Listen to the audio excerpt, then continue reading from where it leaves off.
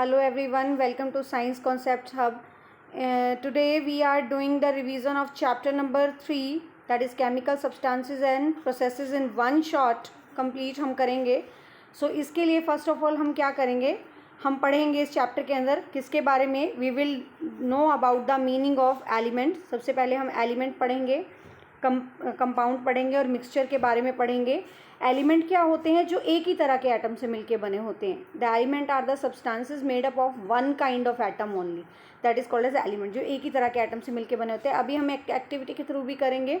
Second हमारे पास आते हैं कंपाउंड्स. कंपाउंड्स क्या होते हैं? The substances made up of more than one kind of molecule.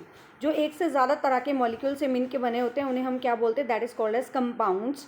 और तीसरे हमारे पास आते हैं, third are the mixture. Mixture क्या होते हैं? जिनको हम किसी भी रेशो में मिक्स कर देते हैं. जैसे हमने एक मुट्ठी सॉल्ट लिया, एक मुट्ठी हमने वाटर नमक लिया और दोनों को हमने मिक्स कर दिया in any proportion, that is called as mixture. Next हम एक बार रिवाइज कर लेते हैं अपनी लास्ट क्लास को भी.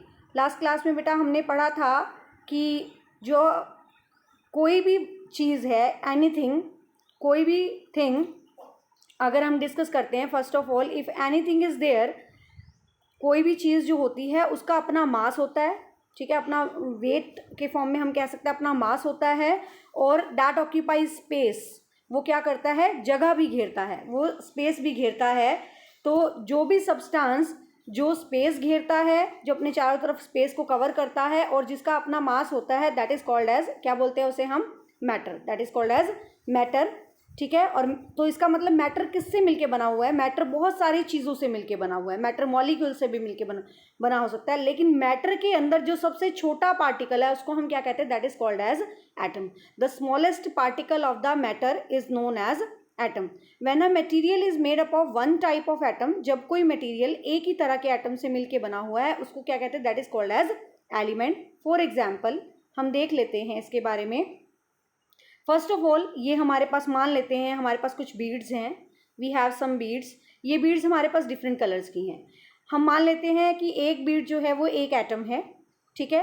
अब हम इन बीड्स को अरेंज करने की कोशिश करते हैं. कैसे अरेंज करेंगे हम इनको? फर्स्ट ऑफ ऑल जब सेम एटम्स से सब्सटेंस बनता है, सपोज हमने क्या किया, वाइट वालों को सेपरेट कर दिया. ठीक है, हमने पीछे बहुत सारी हमारे पास इकट्ठी थी यहाँ पे. अब हमने क्या किया, अब हमने इसके अंदर से वाइट वालों को सेपरेट कर दिया, इकट्ठा कर दिया, और रेड वालों को हमने इकट्ठा कर दिया, और ग्रीन अलग हो गया और येलो अलग हो गया. इट मीन्स इनसे मिलके वाइट जो हैं इनसे मिलके, यानी सेम टाइप के एटम से जो मिलके बनेगा उसको हम क्या कहेंगे? That is called as element. क्या बोलेंगे उसे हम? एलिमेंट. सो बट एटम्स जो हैं वो इतने छोटे होते हैं कि उनको हम सेपरेट नहीं कर सकते. Atoms can not be separate. ठीक है, सेपरेट नहीं कर सकते. तो एटम्स आपके क्या करते हैं? एटम्स डिफरेंट टाइप के एलिमेंट्स बनाते हैं. बहुत सारे सेम टाइप के एटम्स से मिलके एक एलिमेंट बनता है, और बहुत सारे एलिमेंट्स के अलग अलग एटम जुड़ के क्या बनाते हैं? एक कंपाउंड बनाते हैं. देख लेते हैं कैसे. अब सेकेंड हमारे पास एक्टिविटी है. ये हमारे पास क्या है? बहुत सारे वही सेम हम बीड्स को मान लेते हैं कि ये हमारे पास एटम्स हैं. अब हम इनको सेपरेटली अरेंज करते हैं और इनको ज्वाइन करते हैं. ठीक है. तो अब हम कैसे इनको ज्वाइन कर रहे हैं? फर्स्ट हमारे पास है ये चार अलग अलग सेम टाइप के हैं, तो ये क्या बना रहे हैं? They are forming the pure substance. ये प्योर सब्सटेंस बना रहे हैं. ठीक है. अब ये क्या है? That is showing the element structure. Element का एक स्ट्रक्चर बता रहे हैं. इसी तरह से ये ग्रीन कलर के हैं दोनों, ये भी एक एलिमेंट बना रहे हैं. बट अगर मैं बात करती हूँ इसकी, ठीक है, इसमें से सपोज हम मान लेते हैं जो वाइट वाले एटम हैं वो हमने मान लिया हाइड्रोजन है, मान लेते हैं हम. ठीक है. और दो हाइड्रोजन हैं, एक ये वाला और एक ये वाला. ठीक है. और एक हमारे पास क्या है? इसमें ऑक्सीजन है. तो दोनों ने मिलके क्या बनाया? दो हाइड्रोजन और एक ऑक्सीजन से मिलके क्या बनता है? Formation of water molecule take place. इससे वाटर का एक मॉलिक्यूल बनता है. और ये वाटर का मॉलिक्यूल क्या है? ये एक कंपाउंड है. क्या है? ये कंपाउंड है. एक मॉलिक्यूल, बहुत सारे मॉलिक्यूल जब जुड़ जाते हैं तो वो क्या बनाते हैं? They form the compound. ठीक है. क्या बोलते हैं उसे हम? कंपाउंड। तो एटम्स की क्या प्रॉपर्टी होती है? एटम्स आपस में जुड़ने की कैपेसिटी रखते हैं, दे फॉर्म अ मॉलिक्यूल, इनसे मॉलिक्यूल बनता है। अब ये मॉलिक्यूल सेम तरह के एटम से जुड़ के भी बन सकता है और डिफरेंट तरह के एटम से भी जुड़ के बन सकता है। अगर सेम तरह के एटम से जुड़ के बनता है तो कुछ ऐसा स्ट्रक्चर भी हो सकता है, कुछ ऐसा भी हो सकता है, और डिफरेंट से बनता है तो कुछ ऐसा स्ट्रक्चर भी हो सकता है। ठीक है, तो अगर इन एटम्स को हम जोड़ते हैं तो हमारे पास क्या बनते हैं? अगर ये एटम्स केमिकली जुड़ते हैं तो प्योर सब्सटेंस की फॉर्मेशन होती है। प्योर सब्सटेंस क्या होता है? जिसमें कोई भी इम्प्योरिटी नहीं है, जिसमें क्या है? कोई भी इम्प्योरिटी नहीं है।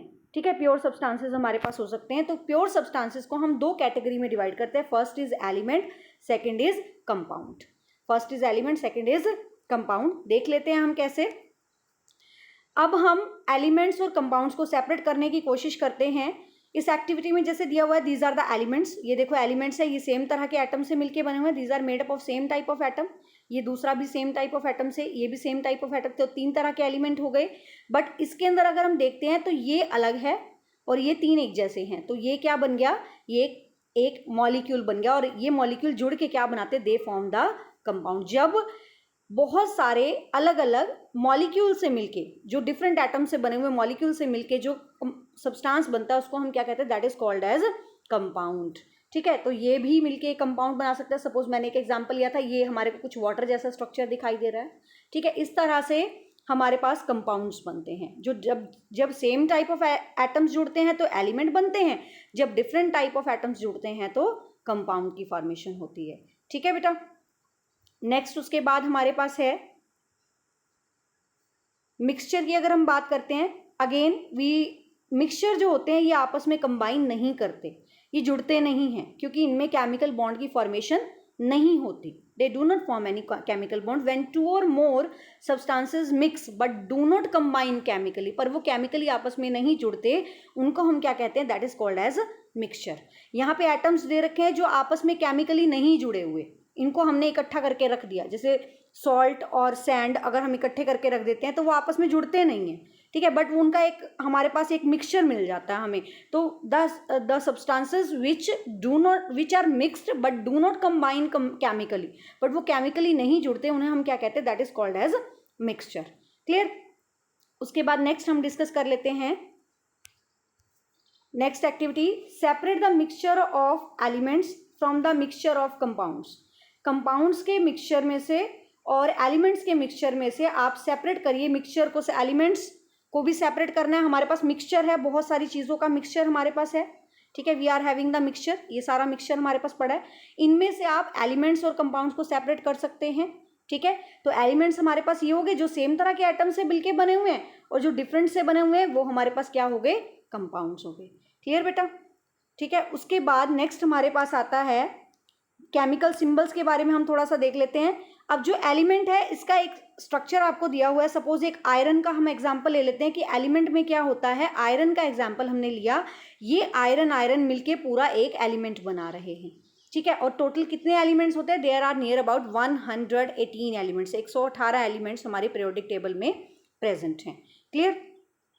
उसके बाद नेक्स्ट हम डिस्कस करते हैं elements are represented by symbol. Elements को दिखाने के लिए हम किसका यूज करते हैं? सिंबल का यूज करते हैं। अब कोई भी सिंबल या तो फर्स्ट लेटर हो सकता है, या कोई दो लेटर्स हो सकते हैं, या इनके किसी कॉमन नाम के बेसिस पे हो सकते हैं। देख लेते हैं कैसे। सपोज अगर हम बात करते हैं हाइड्रोजन की, तो हाइड्रोजन में ये हम फर्स्ट लेटर के बेसिस पे बोलते हैं, इसको हम स्मॉल h नहीं राइट करेंगे, ये गलत हो जाएगा। इसको भी हम स्मॉल से राइट नहीं करेंगे। हाइड्रोजन का सिंबल होता है कैपिटल H और हीलियम का सिंबल होता है HE। ठीक है, ये वाला हमारे पास सिंबल होता है।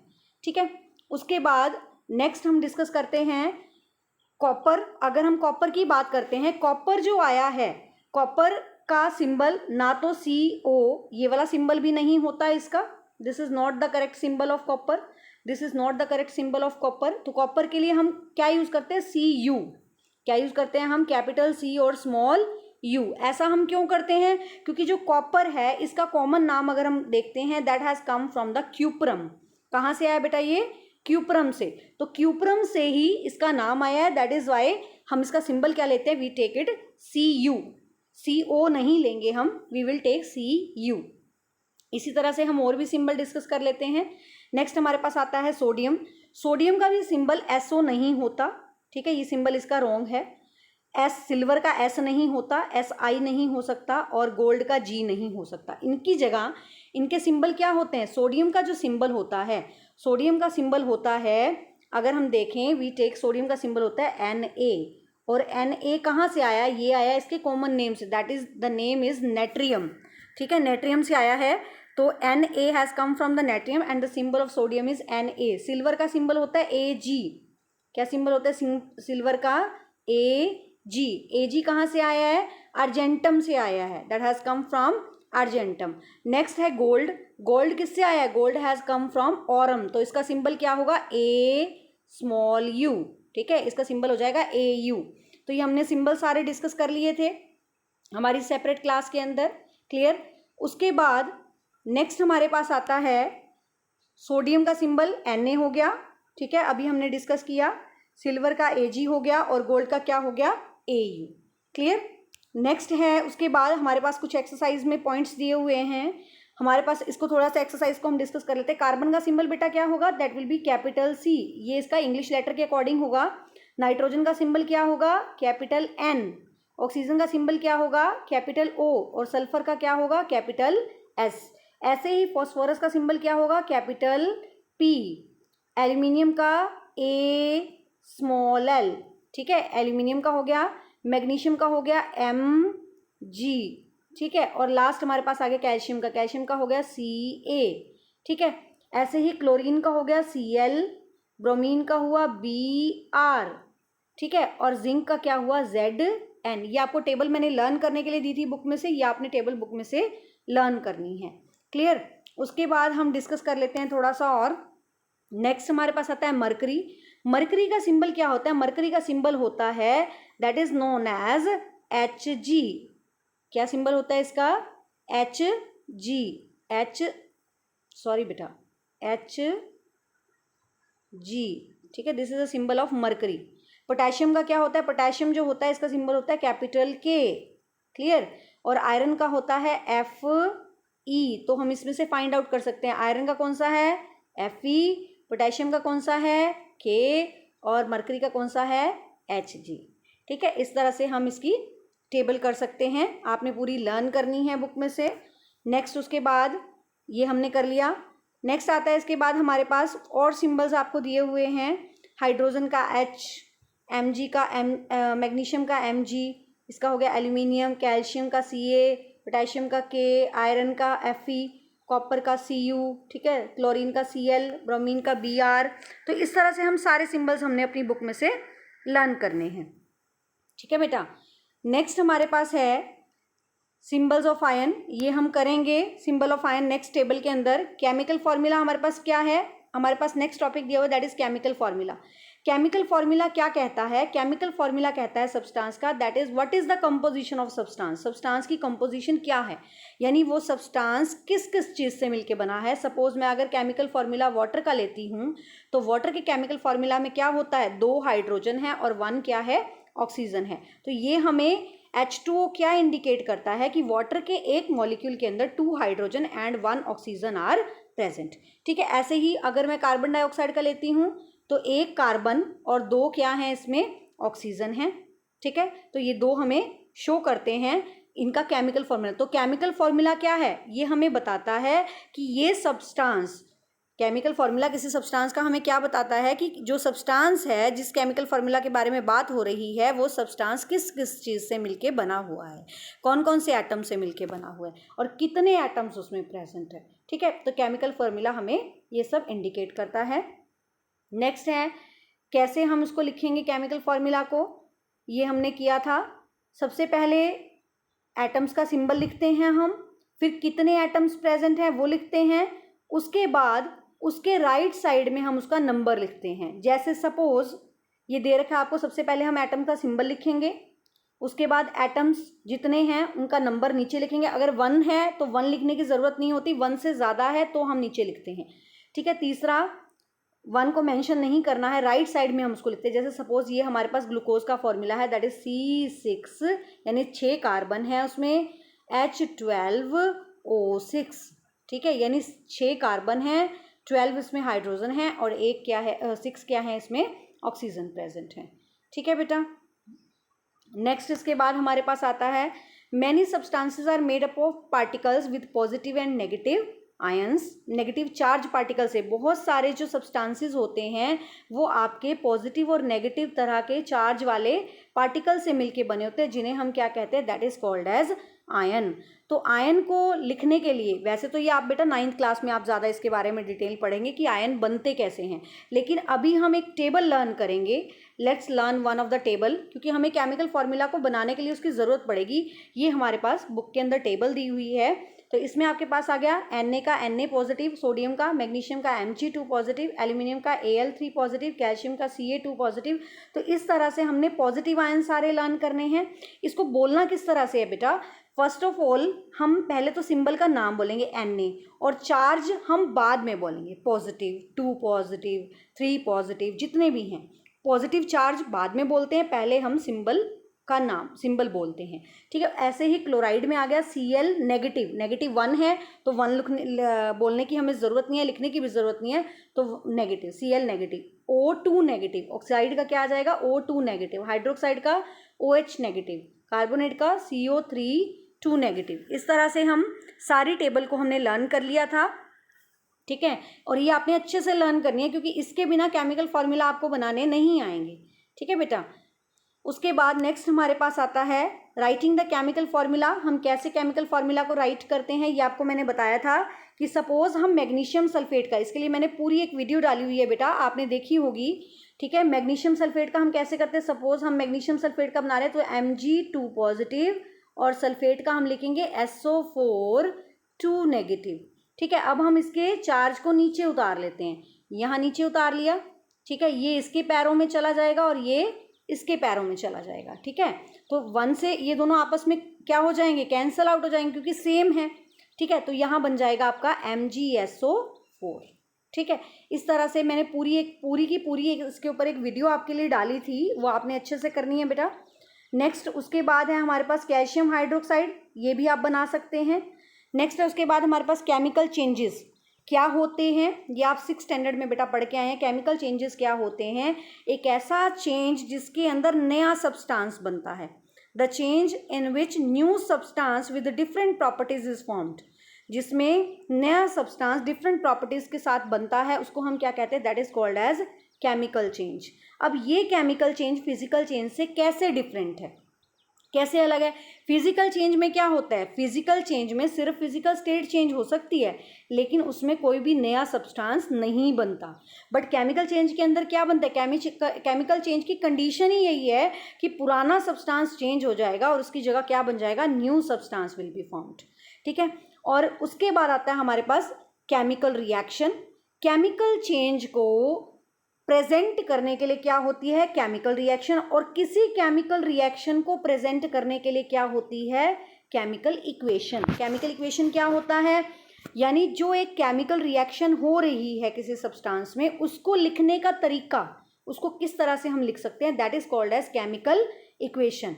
ठीक है। और केमिकल इक्वेशन में क्या करते हैं, हम रिएक्टेंट को लेफ्ट हैंड साइड में लिखते हैं। ठीक है। जो रिएक्शन में पार्टिसिपेट कर रहे हैं उनको हम लेफ्ट हैंड साइड में लिखते हैं, और जो बन रही है चीज, जो प्रोडक्ट बन रहा है, उसको हम कहाँ लिखते हैं, we write it in the right hand side. कहाँ लिखते हैं बेटा इसे हम, राइट हैंड साइड के अंदर। तो एक केमिकल इक्वेशन को लिखने के लिए रिएक्टेंट को हमेशा लेफ्ट साइड में लिखते हैं, यानी जो रिएक्शन में पार्टिसिपेट कर रहे हैं, और जो सब्सटेंस हमारे पास नए बन रहे हैं इनको हम कहाँ लिखते हैं, we keep it in the right hand side. Clear to all of you. Next आती है इसके बाद हमारे पास, ये हमारे पास कुछ केमिकल चेंजेस है। सपोज ये हमारे पास क्या है, फर्स्ट ऑफ ऑल ये हम बॉईल कर रहे हैं, सब्सटेंस हम जो है वो बॉईल कर रहे हैं। ठीक है। ठीक है। ये हम क्या कर रहे हैं, इसको बॉईल कर रहे हैं, बॉइलिंग कर रहे हैं, कुकिंग कर रहे हैं। ठीक है। ये फ्रूट्स की राइपनिंग हो रही है, ये कैंडल की बर्निंग हो रही है, और इसके अलावा हमारे पास और भी हो सकता है, रस्टिंग ऑफ आयरन हम देखते हैं, ये जंग लग गया जैसे। तो these are the chemical changes. Boiling is not a chemical change. Boiling जो होता है ये केमिकल चेंज नहीं है, क्योंकि बॉईल करने के बाद क्या होगा, सब्सटेंस इवेपोरेट हो रहा है, बट वो फॉर्म चेंज हो रही है, सब्सटेंस रिमेन सेम। क्लियर। उसके बाद नेक्स्ट हमारे पास आता है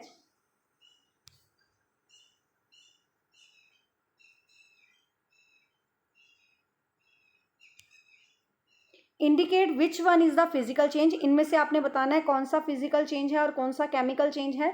सबसे पहले हमारे पास दिया हुआ है boiling of water. Boiling of water क्या है? Boiling of water is a physical change. ये एक फिजिकल चेंज है, क्यों? क्योंकि इसमें बॉईल करते हुए पानी जो है वो वेपर्स में चेंज हो रहा है। ऐसे ही हमारे पास आ गया कुकिंग ऑफ फूड, खाने को जब आप पकाते हैं, ये क्या है? एक केमिकल चेंज है। क्यों? क्योंकि इसमें नया सब्सटेंस बन रहा है। तीसरा आ गया हमारे पास रस्टिंग ऑफ आयरन, इसमें भी नया सब्सटेंस बन रहा है, ये भी एक केमिकल चेंज है। ठीक है। बर्निंग ऑफ कैंडल, इसमें भी क्या है? वैक्स वेपर जल रहे हैं, कंबशन हो रही है, तो ये भी क्या है? एक केमिकल चेंज है। और लास्ट हमारे पास आता है राइपनिंग ऑफ फ्रूट्स। फ्रूट्स की राइपनिंग करना, ये भी क्या है? फ्रूट्स की राइपनिंग होना। पहले वो कच्चा था लेकिन बाद में उसके शुगर में वो कन्वर्ट हो जाता है, फ्रूट्स की राइपनिंग हो रही है, ये भी क्या है? एक केमिकल चेंज है। क्लियर?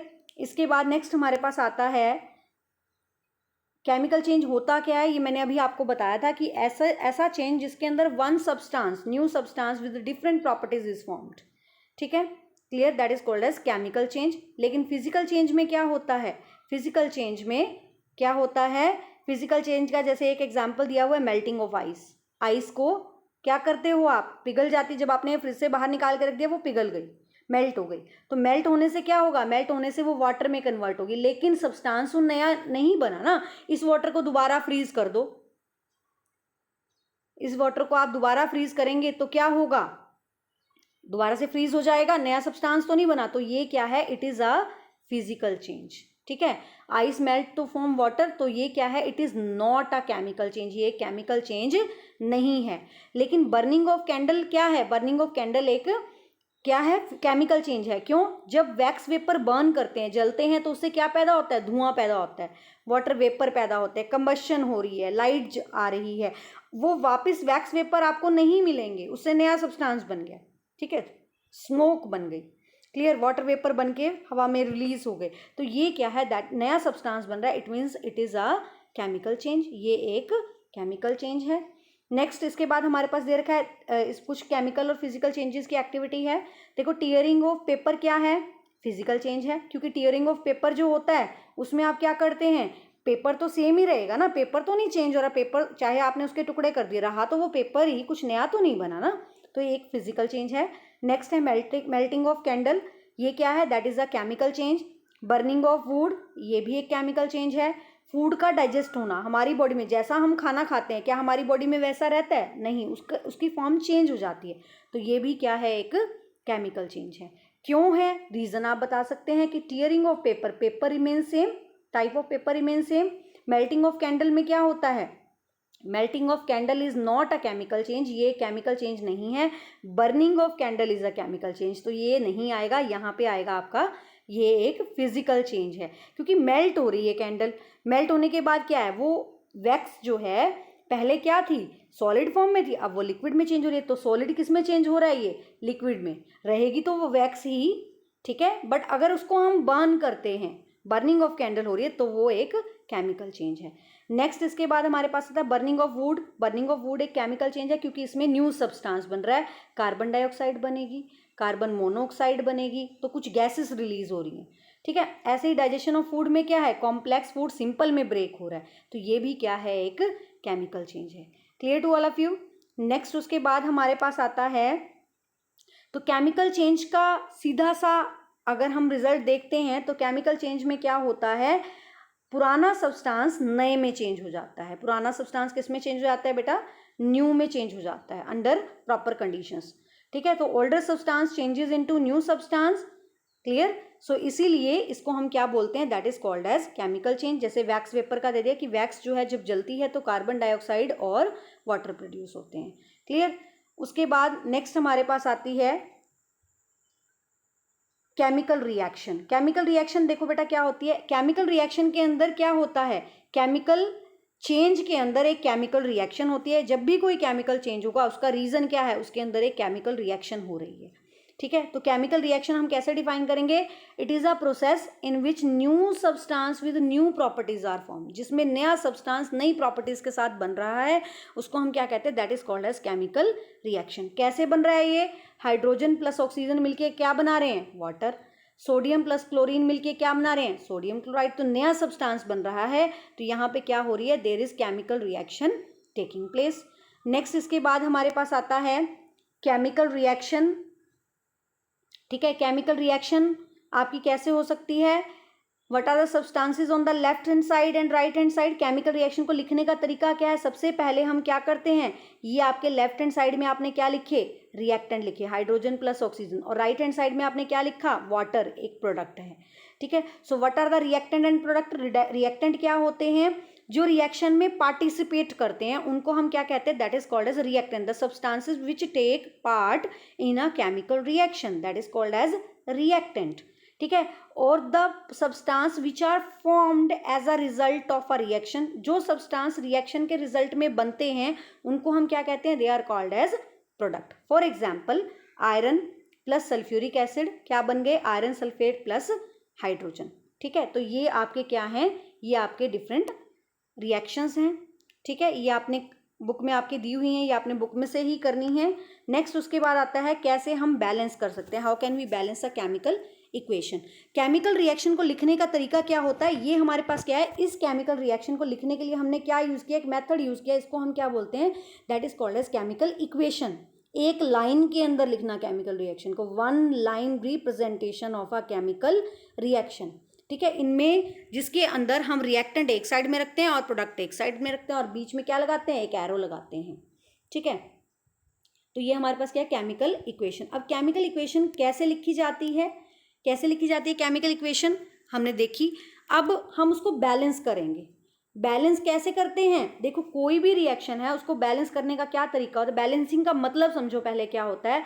सपोज मैंने लिया, इफ आई टेक, मैंने एक एग्जाम्पल ले लिया। सपोज मेरे पास हाइड्रोजन है H2 प्लस O2, जो मिलके क्या बना रहे हैं? They are producing water molecule. क्या बना रहे हैं बेटा? ये वाटर मॉलिक्यूल। अब ये क्या है? इसमें ये हमारी क्या होगी? This is our reactant side. ये हमारी क्या होगी? ये हमारी प्रोडक्ट साइड होगी। हम देखते हैं दोनों साइड क्या एटम्स सेम हैं। यहाँ 2 हाइड्रोजन है, यहाँ कितने हाइड्रोजन है? यहाँ भी 2 हाइड्रोजन है। यहाँ ऑक्सीजन 2 है बट यहाँ ऑक्सीजन कितना है? 1 है। So this reaction is not balanced. Balancing का मतलब क्या होता है? जितने नंबर ऑफ एटम आपके लेफ्ट हैंड साइड में प्रेजेंट है उतने नंबर ऑफ एटम आपके राइट हैंड साइड में प्रेजेंट हो, तो इसको क्या बोलते हैं? That is called as balancing.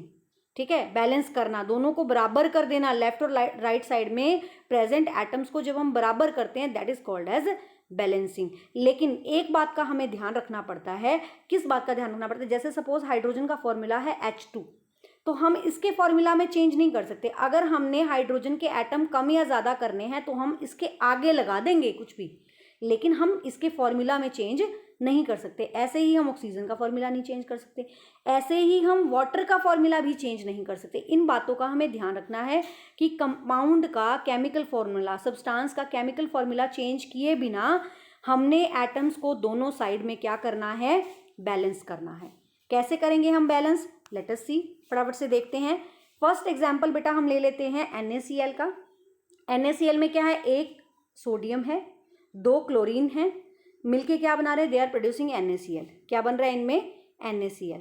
अब हम क्या कर सकते हैं? हम Cl2 का फॉर्मूला नहीं चेंज कर सकते। हम लेफ्ट हैंड साइड में देखते हैं कितने सोडियम है, यहाँ पे 1 सोडियम है। राइट हैंड साइड में देखते हैं कितने सोडियम है? 1 ही सोडियम है। क्लोरीन लेफ्ट हैंड साइड में देखते हैं कितने हैं? 2 क्लोरीन आर प्रेजेंट। यहाँ पे कितने क्लोरीन है? यहाँ पे ओनली 1 क्लोरीन इज प्रेजेंट। तो हमें क्या करना पड़ेगा? इसको बैलेंस करना पड़ेगा। कैसे बैलेंस करेंगे? देखो, हम सबसे पहले क्या करते हैं? हम लेफ्ट हैंड साइड और राइट हैंड साइड के सेपरेट राइट कर लिया। सपोज हमने लेफ्ट हैंड साइड में सोडियम 1 है, राइट हैंड साइड में 1 है, ये तो ऑलरेडी बैलेंस्ड है। यहाँ क्लोरीन कितने हैं? 2 हैं। यहाँ पे क्लोरीन कितने हैं? 1 है। सबसे पहले जहाँ ज़्यादा हैं, ठीक है, लेफ्ट हैंड साइड में क्लोरीन कितने हैं? लेफ्ट हैंड साइड में क्लोरीन सिर्फ 1 है, 2 है, और राइट हैंड साइड में 1 है। तो सबसे पहले हम क्या करेंगे? क्लोरीन को बैलेंस करते हैं राइट हैंड साइड में। कैसे करेंगे? हम इसके आगे क्या लगा देंगे? हम इसके आगे लगा देंगे 2। जैसे सपोज हमने यहाँ लगा दिया, क्लोरीन को बैलेंस करने के लिए हमने क्या लगा दिया? 2 लगा दिया। ठीक है, बट ये क्लोरीन राइट हैंड साइड में तो बैलेंस हो गया, लेफ्ट हैंड साइड में तो बट इसमें सोडियम भी तो 2 हो गए ना, जब हमने 2 इसके आगे लगा दिया इट मीन्स सोडियम भी 2 हो गए और क्लोरीन भी 2 हो गए। तो हम इसको बैलेंस करने के लिए क्या करेंगे, अब हम सोडियम को बैलेंस करेंगे। क्लोरीन तो हमारे दोनों साइड बैलेंस हो गए, बट सोडियम बैलेंस करने के लिए हम क्या करेंगे, हमें सोडियम के आगे 2 लगाना पड़ेगा। नेक्स्ट स्टेप में ये देखो आपको दिए रखा है, हमने सोडियम के आगे क्या लगा दिया, 2 लगा दिया। तो इस तरह से हमारी केमिकल रिएक्शन क्या हो गई बेटा, बैलेंस हो गई। और एग्जाम्पल्स हम इसमें कर लेते हैं। Let us do one more example.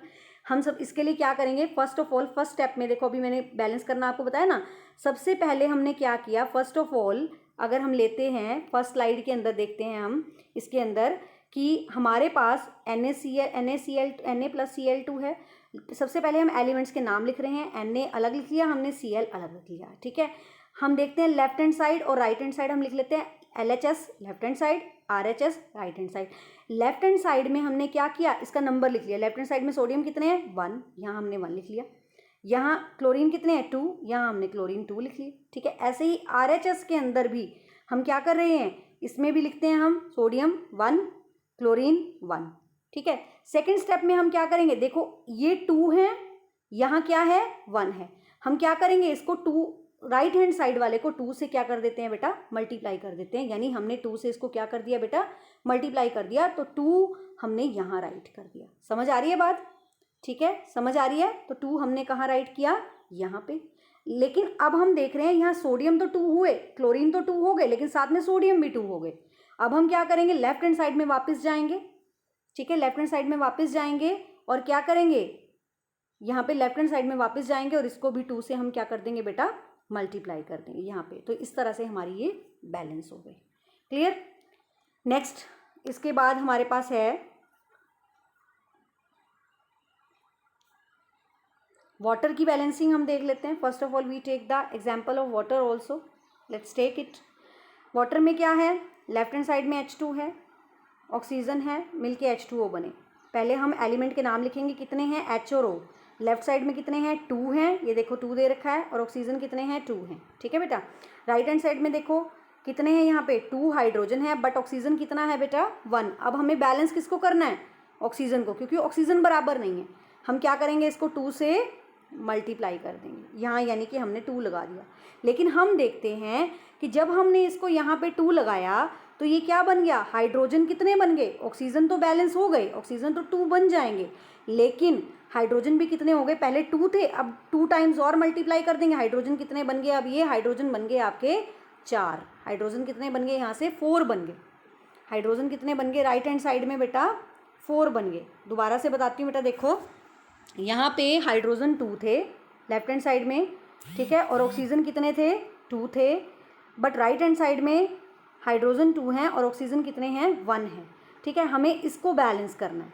हम क्या करेंगे, राइट हैंड साइड में जो भी हमें दिया उसके आगे हम 2 से मल्टीप्लाई कर देंगे, हो गया हमारा 2H2O। लेकिन इसके साथ ही ऑक्सीजन तो बेटा 2 बन गए, लेकिन हाइड्रोजन कितने बन गए, हाइड्रोजन बन गए आपके 4, 2 2 जा 4, ठीक है, हाइड्रोजन आपके 4 बन गए।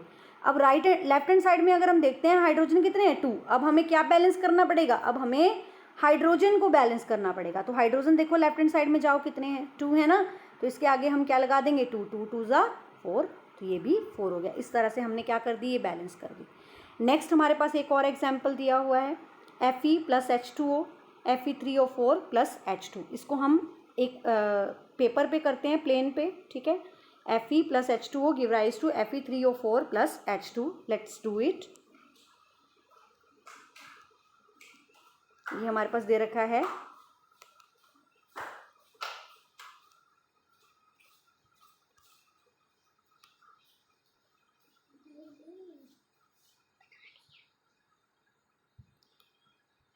यहाँ पे हम राइट कर रहे हैं, suppose we are writing it here, Fe, एक सेकेंड बेटा, Fe+H2O give rise to Fe3O4 plus साथ में क्या निकला था बेटा, हाइड्रोजन गैस, ठीक है। अब हम क्या करते हैं, एलिमेंट्स का नाम लिखते हैं। सपोज हमारे पास Fe एक एलिमेंट है, दूसरा है हाइड्रोजन, तीसरा है ऑक्सीजन, ठीक है। ये दोबारा से करते हैं बेटा, इसको हम Fe+H2O give rise to Fe3O4 plus hydrogen gas. ठीक है बेटा, ये थोड़ा बड़ा लिखा जाता है यहाँ पे, तो हम यहाँ पे इसके सिंबल्स लिख लेते हैं। सबसे पहले हमारे पास Fe है, ठीक है, यहाँ हो गया हाइड्रोजन और यहाँ हो गया हमारे पास ऑक्सीजन। ठीक है बेटा, इसको हम सही तरीके से लिख लेते हैं थोड़ा सा। तो यहाँ पे हम देखते हैं, इसको हम लाइन लगा ली, यहाँ हमने लिखा LHS, यहाँ हम लिख लेंगे RHS। ठीक है, देखो लेफ्ट हैंड साइड में Fe कितने हैं बेटा, ओनली 1 Fe इज प्रेजेंट, तो यहाँ हमने Fe 1 लिख दिया। लेकिन यहाँ पे राइट हैंड साइड में कितने हैं, 3 हैं। ठीक है, हाइड्रोजन देखो इधर कितने हैं, 2 हाइड्रोजन हैं। ठीक है, कितने हाइड्रोजन है बेटा, 2 हाइड्रोजन हैं। यहाँ हाइड्रोजन देखो कितने हैं बेटा, यहाँ पे भी हाइड्रोजन कितने हैं बेटा, 2 हैं। ये दोनों बैलेंस्ड हैं। ऑक्सीजन देखो कितने हैं, लेफ्ट हैंड साइड में ऑक्सीजन 1 है, ये देखो 1 है, यहाँ पे 1 है। यहाँ ऑक्सीजन कितने हैं बेटा, यहाँ ऑक्सीजन है 4। कितने हैं ऑक्सीजन, 4। अब हमने किसको बैलेंस करना है, देखो ये तो ऑलरेडी बैलेंस्ड है, इसको तो छेड़ने की ज़रूरत नहीं है। या तो हम इसको बैलेंस आगे वाले को कर सकते हैं, या हम इसको कर सकते हैं, किसी को भी आप ले सकते हैं। सपोज हम क्या करते हैं, we balance Fe, left hand side में ये 1 है और राइट हैंड साइड में ये कितने हैं, 3। तो हम क्या करते हैं, यहाँ पे आगे हम लेफ्ट हैंड साइड में क्या कर देते हैं, 3 लगा देते हैं। तो ये 1 से कितना हो गया बेटा, 3 हो गया। ठीक है, अब हमें क्या बैलेंस करना है, अब बच गया आपका oxygen, oxygen is left, oxygen रह गया ना आपका। ऑक्सीजन को हम कैसे बैलेंस करेंगे, यहाँ कितने हैं, 4, यहाँ कितने हैं ऑक्सीजन, राइट हैंड साइड में बेटा देखो कितने हैं, 4 हैं। ठीक है, और यहाँ लेफ्ट हैंड साइड में बेटा देखो कितने हैं ऑक्सीजन, 1 है।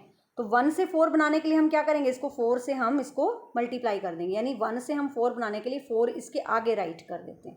ठीक है, हमने इसके आगे 4 राइट कर दिया, हो गया हमारा इधर से। लेकिन इसके साथ ही जैसे हमने इसको 4 बनाया, हाइड्रोजन देखो लेफ्ट हैंड साइड में कितने बन गए, 8 बन गए। तो यहाँ हम क्या कर देंगे, यहाँ पे भी हम 4 से इसको मल्टीप्लाई कर देंगे और हमारी ये बैलेंस हो गई। ठीक है, तो बैलेंस्ड इक्वेशन हमारी क्या आ जाएगी, balanced equation will be Fe plus H2O give rise to Fe3O4 plus H2। ठीक है, ये आपकी आ गई 4, यहाँ आपने किया था 4, यहाँ आपका आया था 3। ठीक है, ये हमारी बैलेंस हो गई थी रिएक्शन। क्लियर, इस तरह से आपने बैलेंस करनी है। नेक्स्ट उसके बाद हमारे पास है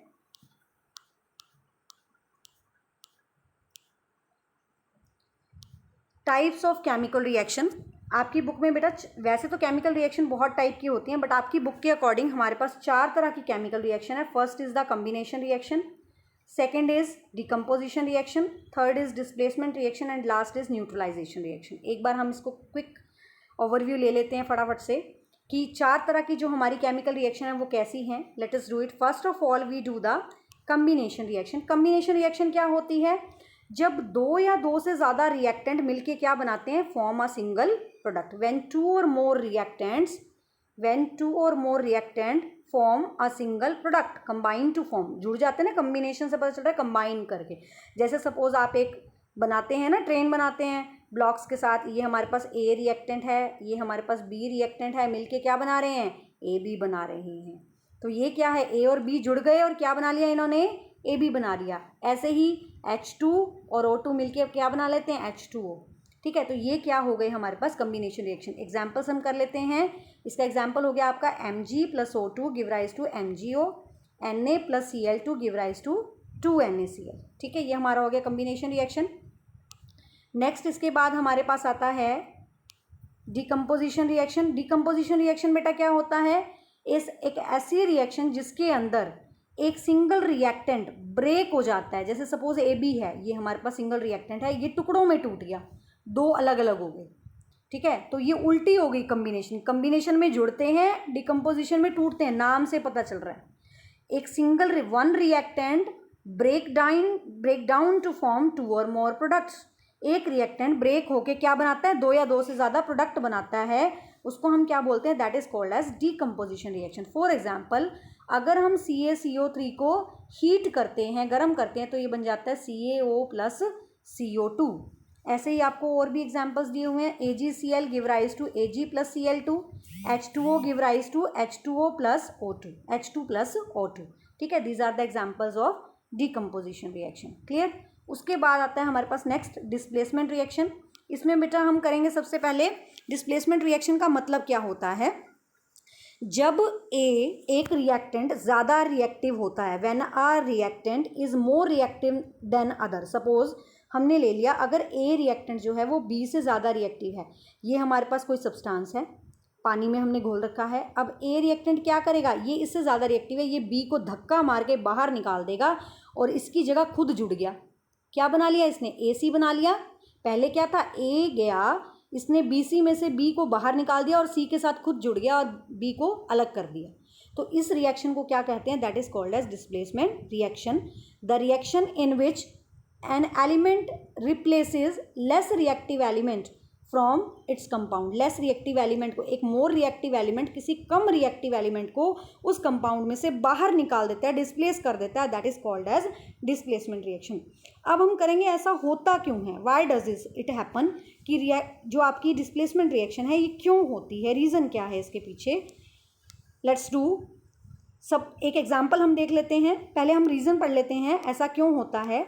ये आपके पास होती है बेटा रिएक्टिविटी सीरीज, ठीक है, आपने लर्न, ये आपके पास 8th में आएगी बेटा, लर्न करनी है, करना चाहें तो आप कर भी सकते हैं। ये आपकी है सबसे ज़्यादा रिएक्टिव होती है पोटेशियम, उससे कम रिएक्टिव है सोडियम, फिर कैल्शियम, फिर मैग्नीशियम, फिर उसके बाद जिंक, एल्यूमिनियम, जिंक, आयरन। तो इसको लर्न कैसे करना है, इसको लर्न हम इस तरह से करते हैं। के से कुलवंत ने कहा मेरे आलू ज़रा फीके से पके हैं, कोई होगा आगे आओ पता करें, ठीक है। तो ये हमारे पास रिएक्टिविटी सीरीज है, ठीक है।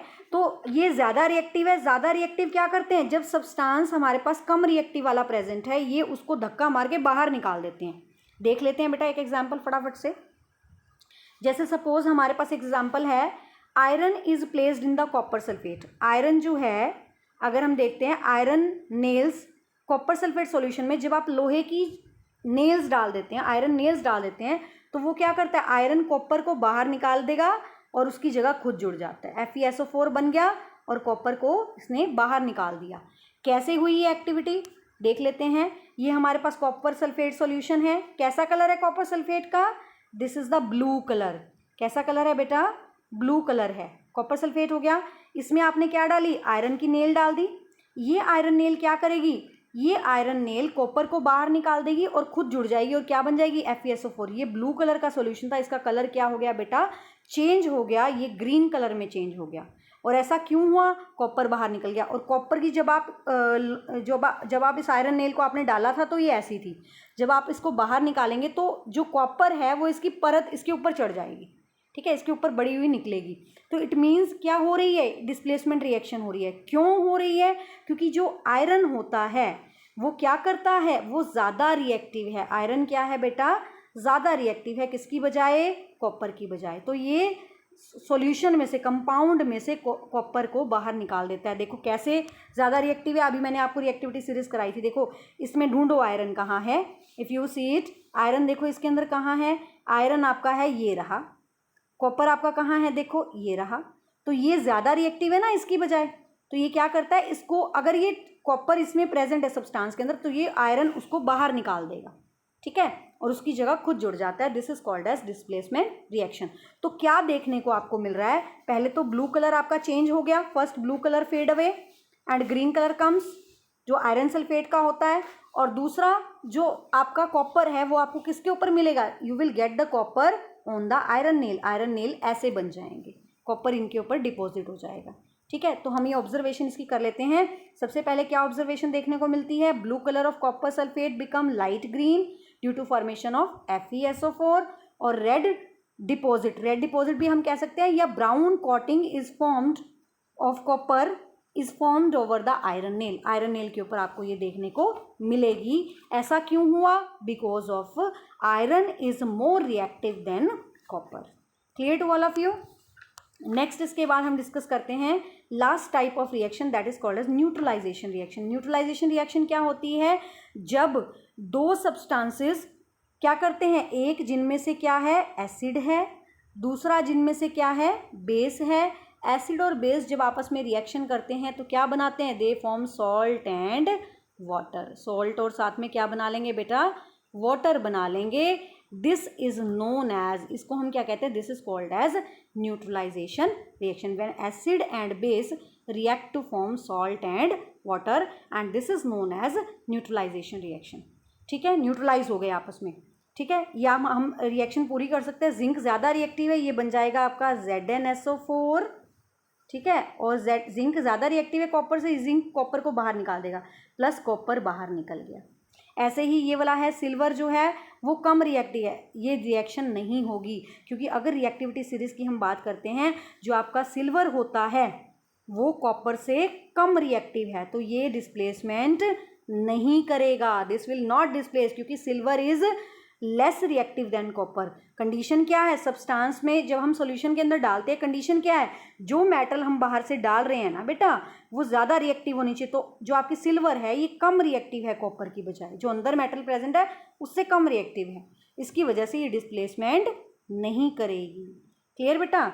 नेक्स्ट उसके बाद आता है हमारे पास न्यूट्रलाइजेशन रिएक्शन क्या होती है, सॉल्ट प्लस वाटर, ठीक है, NaOH सपोज हमारे को दे दिया, NaOH ये हमारा बेस है, दूसरा क्या है HCl एसिड है, एसिड और बेस आपस में मिलके क्या बना लेंगे, they will form salt and water, salt and water बना लेंगे, ठीक है, अदला बदली कर ली, इसका सोडियम जाके इसके Cl से जुड़ जाएगा, इसका H जाके पिछले इसके OH से जुड़ जाएगा, HOH मिलके वाटर बना लेंगे, ठीक है, इनसे वाटर बन गया, और Na और Cl मिलके NaCl बना लेंगे, ठीक है। तो ये एक तरह से आपकी क्या है, that is called as double displacement भी है एक तरह से, और ये आपका सिलेबस में नहीं है, सिर्फ एक न्यूट्रलाइजेशन रिएक्शन है कि जब एसिड और बेस आपस में कंबाइन करते हैं, जब इनकी रिएक्शन कराते हैं तो सॉल्ट और वाटर बनाते हैं, ठीक है बेटा।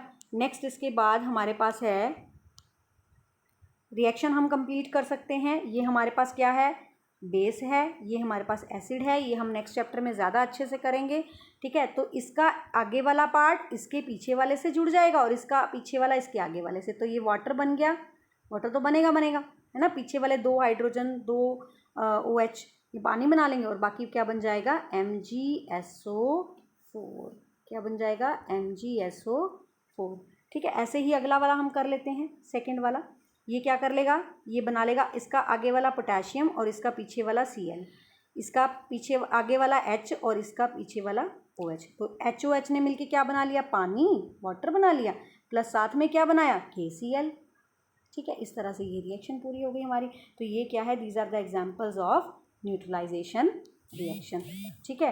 नेक्स्ट उसके बाद हम एग्जांपल्स कर सकते हैं, ये आपके पास एग्जांपल्स दे रखे हैं। फर्स्ट ऑफ ऑल अगर हम इन एग्जांपल्स की बात करते हैं, इन एग्जांपल्स में आपके पास क्या है, फर्स्ट आपका कौन सी रिएक्शन है, first is the we can do it, first आपका है, इनमें से आप बहुत सारे एग्जांपल्स कर सकते हैं, या आप इसमें से you can take the screenshot and practise for the reaction till then, ठीक है बेटा। तो this completes with the revision of our chapter number 3 that is chemical substances and processes, और इसके बाद आप अपनी पूरी एक्सरसाइज कंप्लीट करेंगे और इसको लर्न करेंगे अच्छे से, ठीक है। टिल देन अब हम नेक्स्ट चैप्टर स्टार्ट करेंगे नेक्स्ट वीडियो में। Till then take care, stay safe, stay home, have a nice day.